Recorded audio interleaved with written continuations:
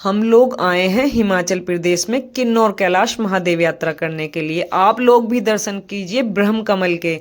ब्रह्म कमल केवल हिमालय में दिखाई देता है जुलाई से अगस्त के महीने में, और ये रात के समय में फूल खिलता है। और अभी हम लोग आ चुके हैं तांगलिंग गांव में।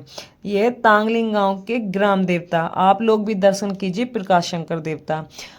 चलो, हम लोग अपनी यात्रा को प्रारंभ करने से पहले तांगलिंग गांव के ग्राम देवता प्रकाश शंकर के दर्शन करेंगे। हर हर महादेव की गूंज है चारों तरफ। जय शंकर महाराज की। हम लोग पहले अपनी यात्रा को प्रारंभ करने से पहले कहते हैं गांव के ग्रामीण लोग कि किन्नौर कैलाश यात्रा करने जा रहे हैं तो पहले ग्राम देवता का आशीर्वाद लेना जरूरी है। तो पहले हम लोगों ने वहाँ पे माथा टेका। ग्राम देवता के यहाँ पे प्रकाश शंकर देवता ही हैं तांगलिंग गांव में ही। उसके बाद ही हम अपनी कैलाश किन्नौर की यात्रा प्रारंभ करेंगे।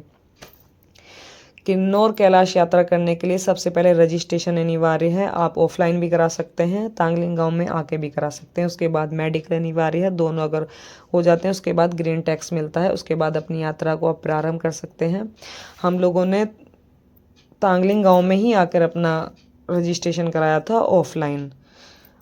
पहले दिन हम लोगों ने यहाँ पे रजिस्ट्रेशन कराया अपना, उसी दिन हमारा मेडिकल हो गया था। नेक्स्ट डे हमें ग्रीन टैक्स मिल गया। हमने 31 अगस्त को अपनी यात्रा को 31 जुलाई को अपनी यात्रा को प्रारंभ कर दिया था। हम लोग 2025 में 15 जुलाई से 30 अगस्त को चलने वाली यात्रा के दौरान ही हम लोग 31 जुलाई को अपनी यात्रा को प्रारंभ किया है। यह यात्रा हमारे लिए बहुत ही महत्वपूर्ण रखती है। और तांगलिंग गांव भी बहुत ही ज़्यादा खूबसूरत है, शब्दों में उसका वर्णन नहीं कर सकते हैं। तांगलिंग गांव के बारे में बताऊं, सतलज नदी का किनारा है। सतलज नदी का किनारा है।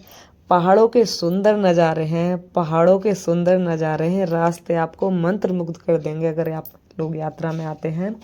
और आसपास के हरी भरी घाटियां हैं और सीढ़ीदार सेब के बागों के बगीचे हैं। बहुत ही आनंद में हैं। जितनी यहाँ की खूबसूरती है, यहाँ के लोग भी बहुत खूबसूरत हैं और बहुत ही अच्छे हैं। ये यात्रा हम दोनों के लिए बहुत ही आध्यात्मिक रूप से बहुत महत्वपूर्ण है और शारीरिक रूप से उतनी ही कठिन है। हिमालय तीर्थ यात्रा बहुत कठिन है। जो भी कोई यात्रा करने के लिए आ रहा है पहले ग्राउंड को समय दें, उसके बाद ही अपनी यात्रा को प्रारंभ करें। हम लोगों का रजिस्ट्रेशन हो चुका है, मेडिकल हो चुका है, हमें ग्रीन टैक्स मिल चुका है। ग्राम देवता के दर्शन करने के बाद सुबह 6:30 बजे हमने अपनी यात्रा को प्रारंभ कर दिया था।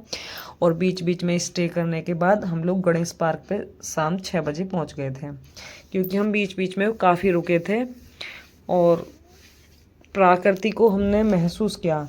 यहाँ पर हर कदम पर प्रकृति की सुंदरता और शक्ति और एक दिव्य ऊर्जा को आप महसूस करेंगे। थोड़ी थोड़ी देर रुक के जाएं हर पॉइंट पे तो बहुत ही अच्छा महसूस करता है। और जैसे ही आप रुकेंगे तो तेज़ ठंडी हवाएं आएंगी। दूर दूर तक सिर्फ आपको शांति मिलेगी या फिर हर हर महादेव की गूंज मिलेगी श्रद्धालुओं द्वारा।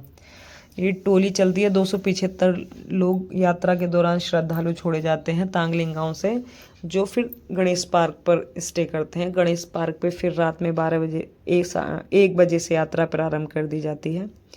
तो अभी हम लोग गणेश पार्क की तरफ ही यात्रा करने जा रहे हैं।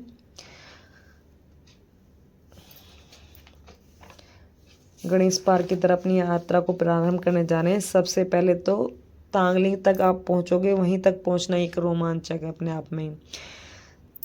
कहते हैं छोटे छोटे कदमों से हम लोग अपनी यात्रा को प्रारंभ कर रहे हैं। कहते हैं पेट में रोटी, हाथ में सोटी, कदम छोटी छोटी, चढ़ जाएंगे हिमालय की चोटी चोटी।